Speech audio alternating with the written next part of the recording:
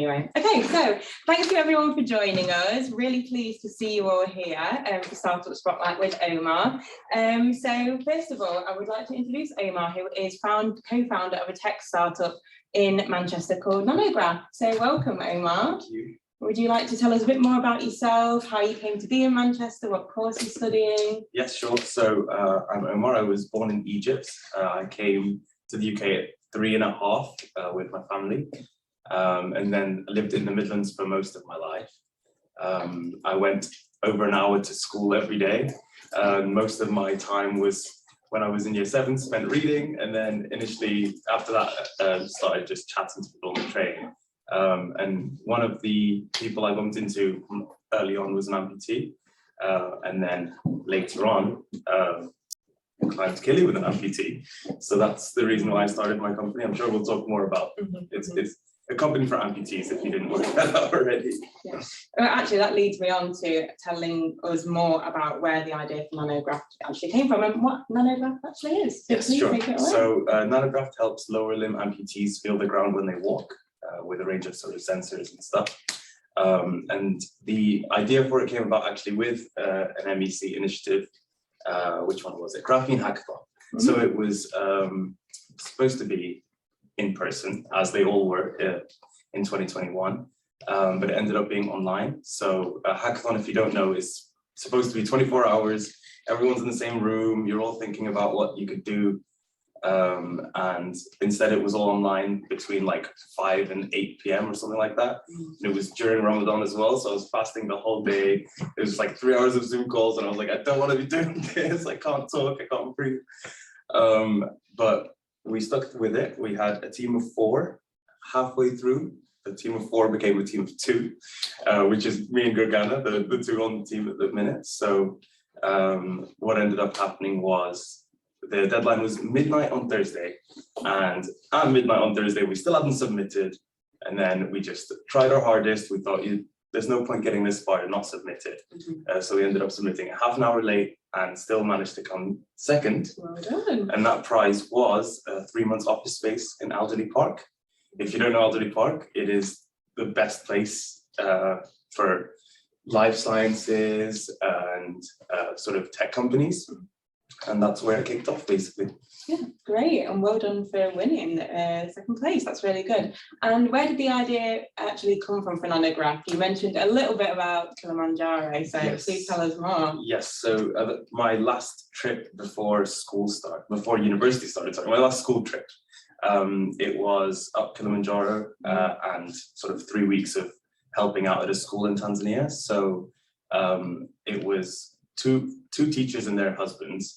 One of the teachers' husbands was an amputee, so I spent a whole month with him. And he climbed Kilimanjaro. And he climbed Kilimanjaro with us as well. Yeah, he went on BBC to talk about. So we all like raised money for it. So he went on BBC and stuff like that. In the end, he didn't make it all the way to the top, but it was sort of nice that he was with us. He was with us for the whole 3 weeks, and then the first couple of days. And then when the hackathon came about, we were thinking about what graphene could be used for. And we'd had talks on the sort of health benefits that you could use with graphene. It's very, resistant to things that are really good, very strong, that sort of thing. So one of the ideas we had was a sensor. We didn't know what kind of sensor. And then Gergana mentioned that her great-grandmother was a diabetic and became amputated eventually. And after sort of talking about what we could do, we reached that idea. But there was still a problem with why graphene. That was something that we had to work out. We worked that out for the presentation in the graphene hackathon, but then ditched it quite late, soon later. Yeah, and that's quite relevant actually, because you applied for the Harari Award, and this year you came 3rd place and won the 3rd prize, so congratulations, that's amazing. But you had actually applied for a few MEC initiatives before, and how do you kind of keep resilient through all these processes like the hackathon and all the FA and all those things? Yeah, I mean, for real life it's a bit different, but for the MEC, the way that I see it is it's sort of a win-win, because you either win the actual award and the money and all of that stuff and you get good feedback, or you just get good feedback. Like either way it's a win-win. If you come last, you'll still get told why you came last, and it's always good to have that feedback. Yeah, definitely. And how do you prevent that from sort of knocking your confidence or knocking you back? Like, how do you kind of keep going through those sort of processes? I think it's just imagining being in the position of the, winning, or, what the benefits sort of outweigh the fear of rejection for me, because what's the worst that can happen if you don't apply? Loads of things, but what's the best thing that could happen? Loads of good things. Yeah, like winning. Like winning. Not just winning though, as I said, the feedback is probably more important than the money you win. Because if you ask your friends, they give you good advice, but it's often too nice. And if you ask people that are professionals, it can often be too mean. And especially as a student, it's like, well, can you be a bit nicer to me? But the MEC's got the sweet spot, I think. That's good feedback. And we didn't tell him to say that, by the way. No. That's just raw from the heart. That's an actual opinion. And speaking of being a student, so you're doing all of this still while studying, and you're on your master's now, right? First or second? First, yeah. And how do you juggle sort of starting up, especially a tech business, while studying on your master's and your bachelor's? I think the important thing is to look sort of as far into the future as you can with your deadlines, because for me, I found that coursework are the killer of all free time. If you know what you've got to be doing in weeks 10, 11, 12 of the semester, you can plan things around that, and that's how I sort of keep on track of it all.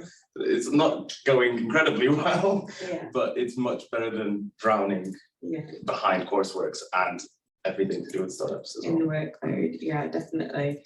And just going back to talking about the fear of failure, I think a lot of people in like education and starting up, the fear of failure can actually prevent them. So what would be your sort of advice for students looking to start up and sort of combating that fear of failure?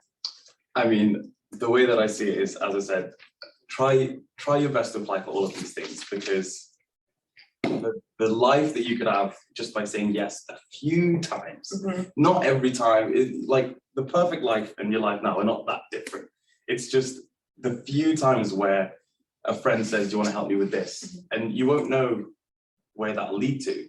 But if you say yes and you get closer to the end point, you'll sort of have that clearer vision. I guess more succinctly, if you've got sort of an idea and you want to start up, and you're afraid because you don't know all the answers, you'll never know all the answers. So if you start and you get a step closer, you'll sort of uncover more of the right direction. Definitely. I think it's very like mind over matter, and like you've got to overcome that fear, because everything's a lesson really. It doesn't have to be seen as you fail and then that's the end. It is a sort of, you try it, you move on, and you learn from it, and then that's how you build success, as you're currently doing. I actually found a good quote for this. It was, good experience comes from judgment.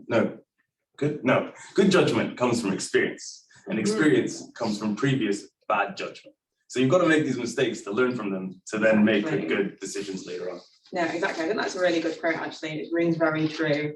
And secondly, how would you kind of build your team? Because obviously you're not just sort of going through this process alone, and I think a lot of people are scared about going through it. So you've obviously got Gergana, and how did you find her as like a team member? What was that process like? Yeah, I mean, luckily for me, so we had this group project in second year, and we got to choose whoever we wanted to be on our group.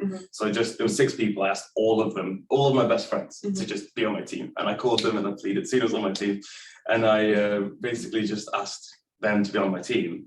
And then the hackathon came by pretty randomly. It was an email in our email box.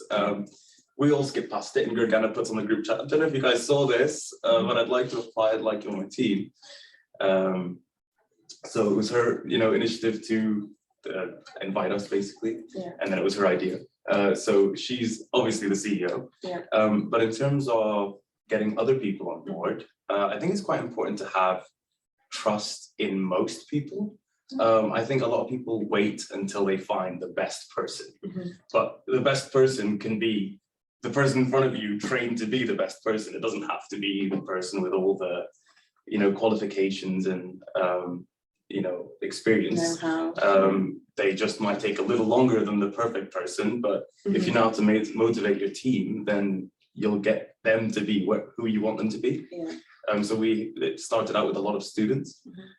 We got a business school student to be our business development officer. We got, I think, an aerospace engineer, not a graduate, but a student, to do some of the sketches, the CAD drawings and stuff like that. It doesn't have to be the most skilled, but if they know their way around SolidWorks or whatnot, they can learn on the job. Yeah. And how did you find those additional people? So say from sort of different schools and different backgrounds, how would you say like a student would go and find those people? I think the #1 tool I've used is LinkedIn. Oh. There's a lot of people on there that are basically bragging about the stuff they've done. So it's the best way to find people. I've been a big advocate of LinkedIn. I think if you use it well, you can get a lot out of it. But also, even if you use it, like if you set up a good account with the stuff you've done on there, treat it almost like a CV. Yeah. And then just put open to work on your thing. A lot of opportunities come knocking on your door as well. Because people tag each other and stuff like that. So I think if you're quite active on LinkedIn, you get a lot of things coming towards you. If it weren't for that, we tried recruiters, but they're often quite like the way that it works is basically they just have like CV library. I don't know if you know that, but like they have access to these places. But then in our experience, we found that a lot of people still have their CV up on that, but they found a job. So you might have found the perfect person and you're thinking in your head, what are we going to do to get this person on board? And then you message them just, hey, would you be interested in this role? And they're like, oh no, I found a job, but I didn't take my CV off CV library because forgot, sorry. Yeah, so I think LinkedIn is the best. The best way forward. And that is like a startup entrepreneur looking for somebody and people looking to be recruited. Okay, so it works both ways. Okay, that's very good advice. So speaking about that, so from yourself and Gergana, how big is your team now as it currently stands? So we've got 4 people, me, Gergana, and then 2 Imperial grads. They are both actually aerospace engineers. We love aerospace engineers in that. They seem to have a really weird sort of, they study aerospace in detail, but then they know a lot of things around that. Technical things that they can then apply to, you know, insoles. Like no one learns about insoles in school, but you can take the knowledge that you learned from aircraft, pressures and stuff like that. Makes sense. And then we have a sort of big team of like advisors and stuff like that. Unofficially, I also have my parents as well. They're doctors, so they helped with the medical side. But it's a lot of sort of unofficial people, and then not many on the actual team. So the core team, And so when you first were sort of like founding Nanograph, if you could go back in time as like a STEM founder, what sort of support would you have wanted or sought out that you know about retrospectively? Like, I think the one thing I didn't know anything about, I don't know if this is normal for someone to not know anything about, but patents and the IP side. IP is intellectual property. So if you come up with an idea in university, genuinely, I thought it was just automatically the university's idea. And I didn't know how it worked. And I was like, do I wait till I graduate? How does this work? And I think if we had a sort of, maybe like an online portal or some workshops maybe. We actually do have intellectual property lawyers. So if anybody wants to speak about intellectual property, we do actually have sessions on that. Well, and if you still want one, you're still available to come to one. Yeah, I think that's probably the thing that it was the reason for most of my fears starting out. Just because it's all well and good trying your best, but then lawyers, they don't take too lightly for you just trying your best. So especially as a student, that was the one thing that I think put me off. Because we started in April 2021, but we didn't register until April 2022. And that entire year was basically just how does the whole legal side of it work? It's very intimidating, isn't it? Part of business. And like when I started my business, I had no idea about like legal things, and that was intimidating. I mean, you learn quite a lot and very fast as well. To the point where actually my mentor now, who was recommended to me by Accelerate Me, he's an exited founder. He's raised £300 million for his businesses, and he went straight through oncology, so cancer research basically. Wow. After a PhD in that, postgrad in cancer research, and then got a master's in law from how much law stuff you learn in entrepreneurship. Wow. So that shows you just how much you need to know. Yeah. And I started from zero, literally knew nothing about law. No. And it does stack up pretty quickly. Yeah. Interesting that was like his career path from like entrepreneurship skills to like law, which is like very handy actually. But no, that is really, really interesting. And speaking of Accelerate Me, do you want to tell us a bit more about what Accelerate Me is and how you found being a part of the program? Yes. So actually, I've got a really funny story about how this came about to be. So came to be. It was the workshop, the day that you pitch. It was the day after my first semester exams. Oh, intense. And I was just like, Gergana told me on, I think, the Wednesday of that week, hey, are you free on Saturday? We're going to be in Bonded Warehouse. We're going to be pitching for this accelerator of maybe £5,000. And I was like, are you serious? The day after exams, I'm going to be sleeping and crying and don't talk to me for the next 2 weeks. But then she said she needed me, and I, went eventually. So we pitched. There was, I think, 20 startups or something like that that pitched, and then they chose 13. So it was almost, getting invited as, all, no, but I think hundreds applied. Wow. So it was really good to be there and see loads of other founders in the same sort of space and same age and stuff like that. So essentially what it is, they give you a small, shouldn't say small, up to £5,000, and they have bi-weekly, as in every 2 weeks, not twice a week. Bi-weekly talks, Fridays and Saturdays, and they get the best of the best to come in and talk pretty much. They get like, as is the mentor that I have, and then tons of actual specialists, marketing specialists, tech specialists, and a lot of good public speakers as well. Most of them were in this room, so I got very familiar with this room. But genuinely, that was, I think, the best place for a student to start up a company, because it's quite a scary world. So if you don't know anything about starting up a company, it all feels very daunting. And then having other students go through it that you meet relatively regularly, it does sort of seem to break it down so that there's no question too stupid to ask, basically. And that's what I liked about it. Good. So it's like a community of student entrepreneurs. We actually do have an event tonight as well, unfortunately at the same time. But they're a really good community. We actually kind of work in partnership with Accelerate Me. So that is like a student-led entrepreneurship program, as opposed to us was university-led. But so how did you find the experience of taking part? Rewarding? Yeah, I'd say so. I think you probably don't see it when you're on the program. It all feels a bit too near.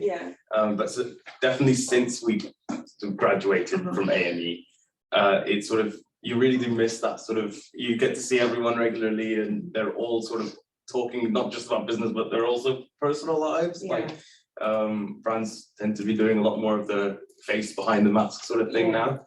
And we have quarterly catch-ups. That's how I stay, as a part of the community. We've got a Christmas dinner next week.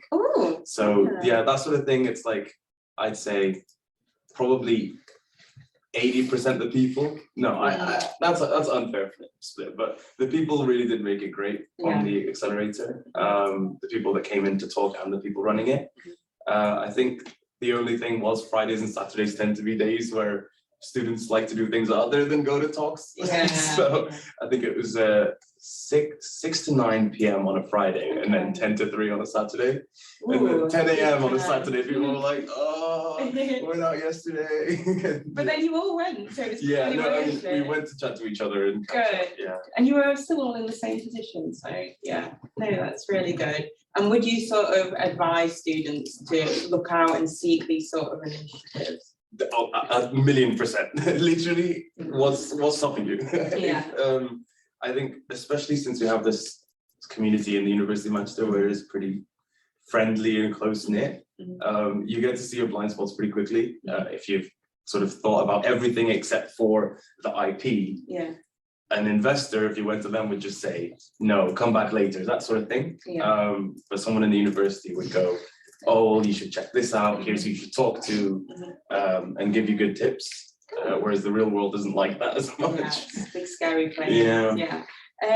So what do you think your aspirations for Nanograft are in like the next 5 years? Like ideally, dream big. So this is dreaming big. Okay. In the medical device space, it does move pretty slowly. Mhm. So it'll take us probably 2 years just to launch our product, and that's with everything going perfectly. Mhm. Then beyond that, so I'll tell you a little bit about what we're doing firstly. So the first product is a wearable. So it's comprised of an insole. You'd wear that in your shoe on your prosthetic leg, and then you'd have sort of a band that would help provide sensation. Yeah. And then it would train your brain when you're walking to read those signals as your leg, which it isn't. So the initial idea was an implant. Yeah. So it would be an actual surgery that would go into your leg, and that would take months of recovery and all that stuff, and paying for surgeons' time, which isn't cheap, and all that stuff, and also the regulations behind it, which isn't easy. So that would probably be our second step. Or we just switch it up completely and get upper limb amputees. Okay. So that's something we're considering. We don't know how it would work because an insole, how would you replicate that? Maybe a glove. Yeah. But I don't think amputees would like walking around with gloves all the time just to feel, so I'm not really sure. But definitely the implant would be what's in my head, what I'd envisage to be 5 years time launching it. And also hopefully being international as well. Okay, good. So currently it's a wearable that you're like prototyping? Yes, we're still prototyping. And how is prototyping going? What's that? Personally, I like fast rated projects. Yeah. Like all we're trained in university to do is have a 2-month, 3-month project, and you get lots of feedback and stuff. And in the real world, it's not like that at all. If you want feedback, you've got to ask for it. Yeah. You don't just get lecturers screaming at you. And I think it's more structured in that there are things you have to do, and you're aware of them when you start a project out. But in terms of sort of how it's going, stuff takes so much longer than you'd expect. Yeah, it always takes so much longer. Like I remember literally in February this year telling Gergana, I think we'll be done by summer.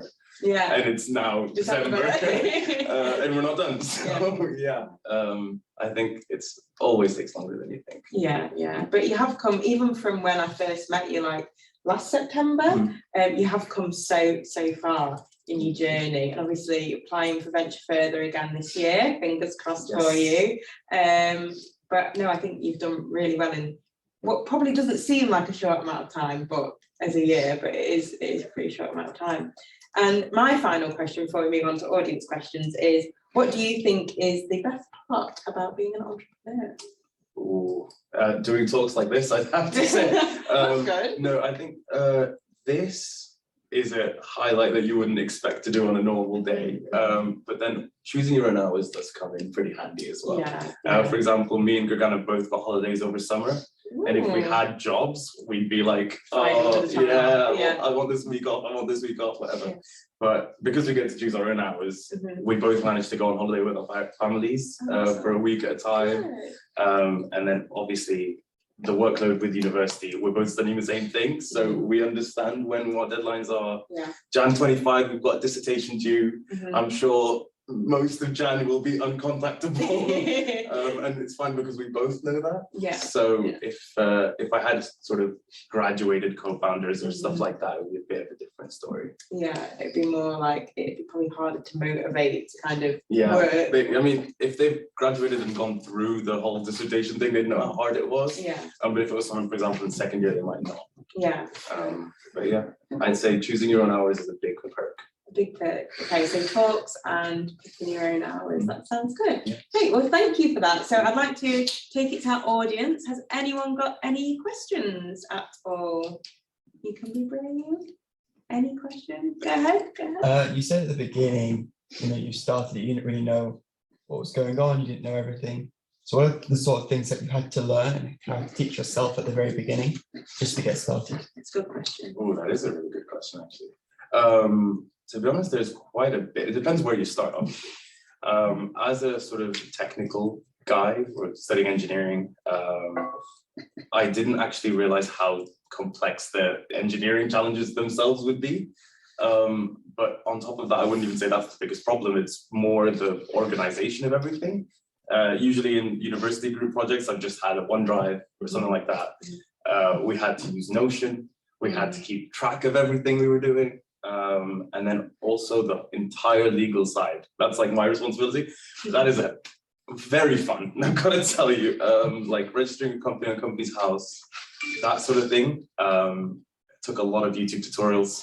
I think maybe that's something maybe the MEC could do as well. It only costs you £12. It does.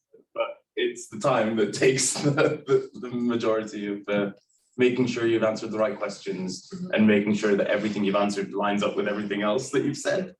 I had a call on the way, I was driving back from London, and I literally got a random call from a tax HMRC lady saying, you said you put 0 for revenue, is that correct? And I was like, yeah, we haven't sold anything. I think it'd be illegal if we made money without selling anything. So that was a very worrying call when she said she was from the HMRC, and I was just running through my mind like, oh no, what have I said? What have I done? I don't want to be in any trouble. Just for her to ask a simple question like that, it ended up being all right. Yeah. But you've just got to check 4 times before you actually submit. Yeah. And usually with engineering courseworks, you just submit it and they'll grade it for you, but that's not how Not the on government Companies works. House, yeah. Dormant company, you're not trading, you have to register as a dormant company. That's something else I learned as well. If you want advice like that, you can come to a drop-in. I'll tell you some more. Thank you, that was a really good question. Did it answer your question actually? Yeah. What did you want the worst part to be? What do you mean? No, I just, what kind of answer were you looking for? No, just general, like when you're starting this, obviously things that you don't know, things you have to learn. And sometimes I guess you don't realize what you don't know until you actually start. Definitely. Yeah, no, I think because me and Gergana are both studying the same thing with almost the exact same experience. So it's definitely a case of like, okay, what are our blind spots? We need to be very realistic about this. We know nothing about finances. We know nothing about legal side. And then, I'd say organization and the legal side are the two that I just, no clue until now. Yeah, still lots to learn, I'm sure. Yeah, definitely. There are loads of resources as well, especially for free. YouTube is a really good handy one. We've got our own resource centre as well to answer questions like that as well. Anyone got any other questions? Go ahead. Can we talk about benefits of being an entrepreneur? What are the biggest challenges of being an entrepreneur, and what sources of inspiration have you drawn upon to overcome those challenges? Great question. Oh, okay. This isn't probably cliche answer, but basically, the worst thing is when you don't win an award when you're there. Like the Venture Further was an incredible dinner. I was sat next to probably one of the most sort of inspirational people in all of Manchester. He runs the GEEK, the Graphene Engineering Innovation Centre. I was sat next to him. It was a really nice dinner in a tuxedo, and then didn't win. So it was like, well, at least I can see what it would have looked like if I did win. So I guess being, in 4th and 5th is better than not being in the top 5 at all. But then what was really good is that straight after the Venture Further was Eli Harari. It was only about 2 months after. So because we'd already had feedback from the year before, and we had the Venture Further feedback, it almost felt, I don't want to say a given, but like we knew if we put everything into it, we should get it. So I guess we have in a way chosen like small challenges to overcome. It's not like we've applied for like, Microsoft to invest in us or something like that. But I think when you're a student and you sort of think on what can I do now, it's sort of less daunting and it feels more approachable than if you were sort of graduated and not part of Manchester and like you just had a blank Google search tab, like, well, what do I do here? Where do I start? So I think, the University of Manchester definitely is one of the best places to sort of level up your game as a student. Okay. Any other questions? Anyone? I've got another question then. So what would be your best advice for any students sort of watching or here now, like actually starting up while studying? I think it is important to talk to people about what it is you want to do. When we first started, we were quite scared of people like stealing our idea. Yeah. And that is a common sort of misconception, well, not misconception, but a common myth or fear, yeah. Obviously people could, but there's not that many people just sat there waiting to steal your idea. It's mostly, you know, people that just want help. So I think we spent the first 3 months not talking to anyone about it. It was me and Gergana and our, you know, WhatsApp chat, and that's it. And I think speaking to people, we really learned about how much support there is. And if it was just up to us, we never would have learned about the MEC. We never would have learned about Accelerate Me. And those places really helped us grow. So I think probably go to the MEC talks, speak to you guys. I know that's probably not the best advice, but for anyone, I mean, outside of Manchester, but if you are in Manchester, then I definitely take those 2 steps. It's a good starting point. I mean, I started my business at my old university as well, and unless you kind of look for those things, you don't really know where to start. And it is a good starting point because universities are often here to help. Like we get students approach us and they're like, oh, we're like, tell us your idea, and they're like, oh no, I don't want to. It's like, I'm not going to steal your idea. You know, this is my job. I'm definitely not going to steal your idea or take any part of it. So you can trust us. But no, that was a very, very good point. Any other questions? Other question. How do you divide your time between university and obviously having your own business? Do you tend to do your own business before you start your uni work, or do you dedicate certain hours in the day? And what's your routine like? I like that question a lot, actually, because that's something that's changed the most, I think. I started off, obviously in second year, we had entirely online university. So it was really easy to almost do nothing. Like if you don't log into Blackboard, uni doesn't exist, basically. So it was a real struggle at the start because you have all this time and you don't know where to start. But the way that I like to do it was start with university work, because it's a goal. Like once you hit submit, you're done. But with business, you're not ever really done. So I'm a person who works throughout the night, sleep weird hours. I'll come home from uni and nap sometimes, and then wake up at sort of 11 p.m. and keep working through the night. So for me, it works better to sort of try and get my uni work done first. But now I split it more with days of the week. So Tuesday is my Nanograft day. We have a accelerator program that we're on now, which is 9 to 6 on a Tuesday. And I feel like that's almost enough for it to be a full day's work.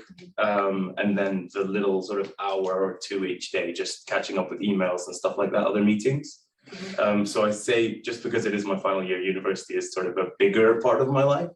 But back in second year, no regrets. Like we had nothing really to do for university. We had formative exams. So I was like, well, this is the best time to start a business almost. And you did start it in the middle, really, of like the COVID pandemic. So were you not kind of apprehensive about starting during the pandemic, or did it actually work in your favour? I do think it worked in my favour. I think that the pandemic was almost like a pause for the world. It felt like that anyway. I think a lot of people did great stuff, but at the time it literally felt like there's no priorities. We're all still young. Nothing's gonna really go anywhere. We're not missing anything. But I think after the pandemic, I did realize it was inevitable the world was going to start back up eventually. It's not going to be a forever long pandemic. And I was sort of just looking forward to the day when everything was over and we could all go out again. And I think I just wanted to get as much done before that as possible, so that I could go out freely afterwards and be happy and not then be stuck behind a desk. So I think it worked in my favour. Good. Yeah, that's very positive outlook, actually, which hopefully is now over. But we'll see. Any other questions? So we've got someone joining from Zoom online, and they've asked, and I know, Omar, you briefly touched on this, but they've just joined. They're basically asking what the future looks like for you. And also, would you kind of recommend students who already are running a business while studying, would you recommend them applying for other jobs or focusing solely on their company, maybe having it as a side hustle? What sort of advice would you give to students like that? That's the same position I'm in exactly now. I've got a lot of friends graduating and they're all applying for jobs, and it feels almost a bit weird to not. I'm trying my hardest to make Nanograft a reality. Sorry, I'll answer the first bit first. So we have hopefully the wearable launching in 2024, 2025. Seems ages away now. It'll go quick. It does seem ages away now. But with all the regulations, you have to make sure that it's not going to kill anyone before you make sure it actually helps people. So I think 2027, we'd have hopefully the implants launching. And the main two markets we want to launch in. So there's CE mark, so like copyright basically. And then FDA, the American Fed, what is it? I don't know. Food and Drug Administration. Yeah, that's it. Yeah, I was going to say federal, and that's what threw me off. So if you are CE marked, you can launch in a lot of countries, and if you're FDA marked, you can launch in almost the rest of them. So that's our go-to-market strategy. And for the second part, I personally would say just double down and work on your startup. It depends what sort of side hustle it is. If it's one that's scalable, that's what makes sense to me. If it's one that is very time intensive and isn't, like, it depends what you want out of a job, because a lot of people just want money out of a job. And if that's the case, probably doing the side hustle might still provide some income. But I think if you focus on the side hustle, you can get quite a lot back as well from the government. They're much more kind to people with startups that found than people with regular jobs. So yeah, actually the mini budget was supposed to be really good for startups, but they revoked it all now, so I'm not really sure. Yeah. But that's the situation I'm in now. Good. So I don't really want to apply. I'm not going to apply for jobs. I'm going to try my best. And see what happens. And that kind of leads me on to another question actually. How do you sustain yourself as like an entrepreneur that's not actually got a product sort of bringing in income at the moment? Oh yeah, it's all grants and awards. I mean, we're looking to get investment in sort of Jan, Feb time. So hopefully that would pay the bills. But for right now, the Eli Harari grant that we won actually paid rent for the office today with that money. So that's how we're surviving. But realistically, there's not like too much that you need to spend if you don't have money. It's not like real life where you can't go days without paying rent and food and all that stuff. I think, once you get investment, life does become easier. But I've heard from a mother that raising money is harder than giving birth. So that's like, would be good, but very difficult, but we'll see. In terms of motivating myself, I think it's just almost a shame to not fulfill your potential and try your best at things. I know it's sort of a common mantra that you just can't be bothered or stuff's too difficult. But realistically, I'm sort of, in university to get a first, starting a company to exit with millions, and help many people as well. So if I sort of don't do any of those three things, when I'm 75, I'll be really sad with myself. And I think that's one of my biggest fears is that I'll be very regretful at 75. And obviously there's nothing I could do to change the past then. But now I can. So that's why I'm trying my best. And I advise you all to do the same as well. I think it doesn't really have like time limit, does it? Like constantly learning, going back to that sort of like constantly learning, fear and failure. I mean, there is the time limit is all other companies. Like it's not like, there's a deadline of next week as university would be, but there is also competition in the market. So that's the actual, you don't know what else is out there and you don't know what else other people are working on. So you've literally got to try your best to get it done as quickly as possible. That's the main concern. Good. And did you have a question? Yes, I did. Go ahead. I have a question about networking. Like, how did you go about it, and how did you build your network if you have one, and what advantages has it brought to your company, if any, both in terms of networking with industry specialists and even your peers? Good. Well, networking with me is probably my favorite part. I'm very chatty, so it's almost harder to leave the conversation than to start it. I think, after events, especially in AME, Accelerate Me, we had a lot of sort of good speakers, but then also they had a few friends and stuff there sometimes. So if you speak to them and get them on LinkedIn, you can then see who else they know. It's almost like on Instagram how you can see who your friends follow. If you find a connection on LinkedIn that you've got a connection with, they're much more likely to accept. And you can see also like once they do accept what kind of stuff they post and stuff, and that's often quite insightful.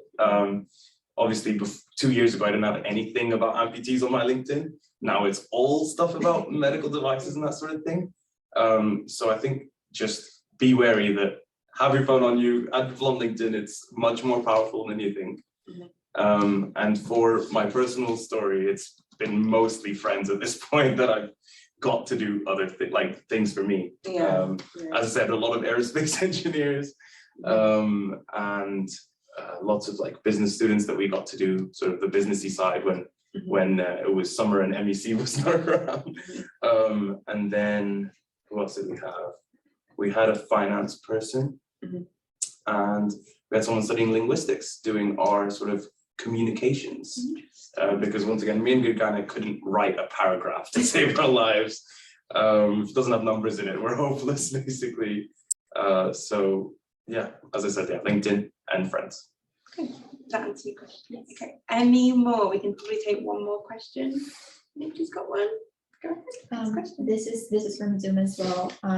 Will your co-founder Gergana and the rest of your team also be working on the company full time after you all have graduated? Yes, hopefully. Obviously, it's hard to tell the future.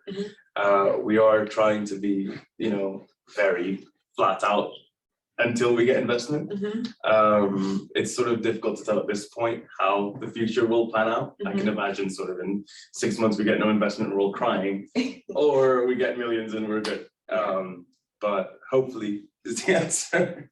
Good. It's not a very certain answer, is it? Fingers crossed. Fingers crossed, yeah. The dream is too. Yeah, okay, well, great. Well, thank you so much for joining us. So for everyone can give us a round of applause. Further this year, you very much can. The deadline for that is the 23rd of February, where you can win up to £15,000 for your business idea or startup. So thank you so much for joining us, and we'll wrap it up there.